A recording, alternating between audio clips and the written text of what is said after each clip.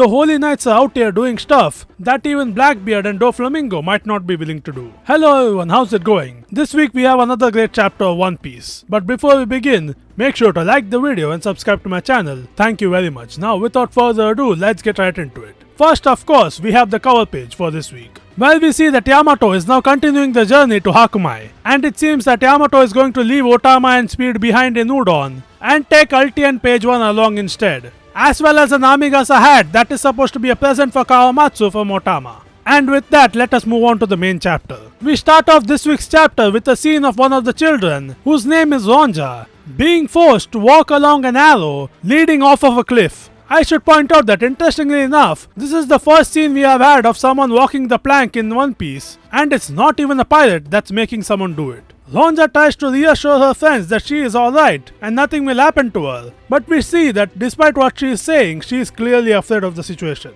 We then have a scene of Sommers once again reiterating that Chief Yarul has to make the decision of whether they are going to burn down the school and library or allow the children to die one after another, stating that he has 30 seconds to make that decision. After which, the giants start arguing among themselves about what decision they should make. And after that, we cut over to Robin and Chopper, who are still hiding inside Saul's hair. And we see that Robin is telling Chopper to keep hiding while she is going to take action. And at this point, Nami starts chastising Sommers and says that not even the most hardened criminals would do the things that the Holy Knights are doing to these children. After which, Sommers just tells her that he does not care about the opinions of insects like her. After which, we see various scenes of people like Ripley, Franky, the giant warrior pirates, as well as some other giants, all deciding to head over to Branch 8 in order to save the children. And at this point, Sommers decides to clarify that if they do decide to burn down the library and school, then they are not allowed to take out any of the books before they do it. Further clarifying that the true goal of the Holy Knights is to burn down the culture and history of Elbaf. And right as he says that, he gets attacked by Robin, who smacks him on the chin and blows him away. The Straw Hats are happy to see that Robin is alright. Meanwhile, Jinbei warns her to be careful, since they still don't really know what the Knights are capable of. Robin acknowledges his warning and then proceeds to grapple Sommers, who then recognizes her, but before he is able to say her name, she uses her clutch ability to snap his back in half. Nami cheers on Robin, and Usopp points out that he just heard Sommers' back crack. And at this point, we also see that Brook's mouth has been taped shut by Gunko, and that's why he has not been speaking in this chapter.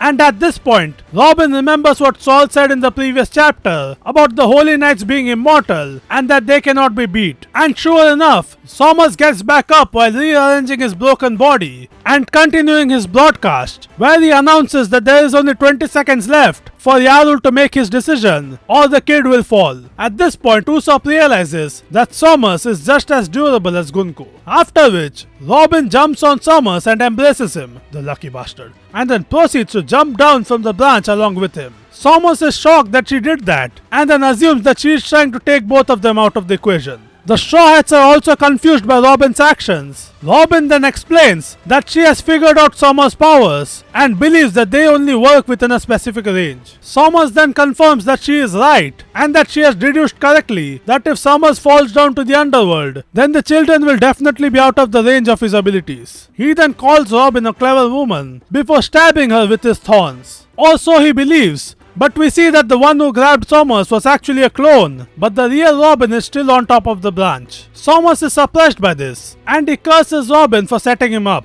And it appears that Robin's plan may have worked, and Sommers is falling down to the underworld. After which we cut over to the real Robin, who is trying to flee the Straw Hats, but she finds that she cannot cut Gunko's arrows with a knife, and Jinbei guesses that the only way they can be freed is if they somehow manage to deactivate Gunko's ability. And at this point, Robin hears Sommers' voice over the broadcast, and we see that he has managed to stop himself from falling down by stabbing one of his thorns into the branch. He then says that it's time for Yarul to make his decision, and then tells Gunko to make sure that Yarul can hear the kid's voice through the broadcast. We then cut over to Gunko telling Ronja to say something, at which point she proceeds to tell Yarul about how much she loves the school and the library, and about how the teachers at the school taught her that she shouldn't do things that cause trouble for other people, and also that she shouldn't do things that make people upset, and that if everyone loses the school and library in order to stop her from falling off the branch, that would make people very upset, so she believes that they should just let her fall.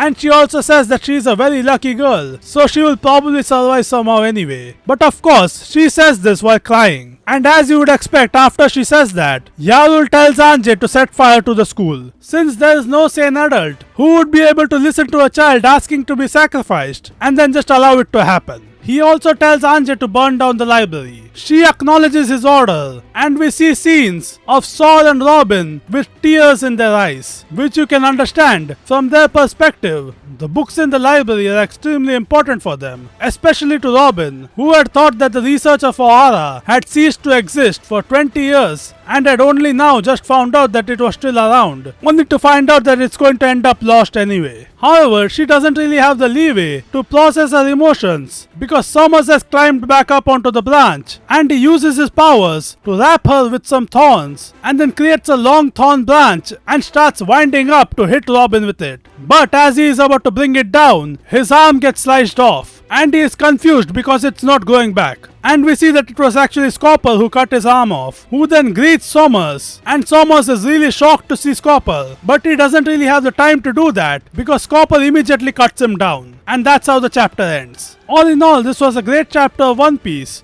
where we saw just how messed up the Holy Knights can be, and we saw Robin beating up Sommers. We also found out that Sommers' Devil Fruit ability only works within a specific range. We also had a really emotional scene with Ronja, where she was willing to sacrifice herself for the sake of other people. We also had a very interesting scene where Scopper was seemingly able to negate Sommers' immortality. And then finally we saw that apparently Sommers and Scopper know each other, and also we saw Scopper cutting Sommers down. And with that, I can't wait to see what happens in the next chapter. So I guess I will see you whenever that comes out. Once again, make sure to like and subscribe. Bye bye.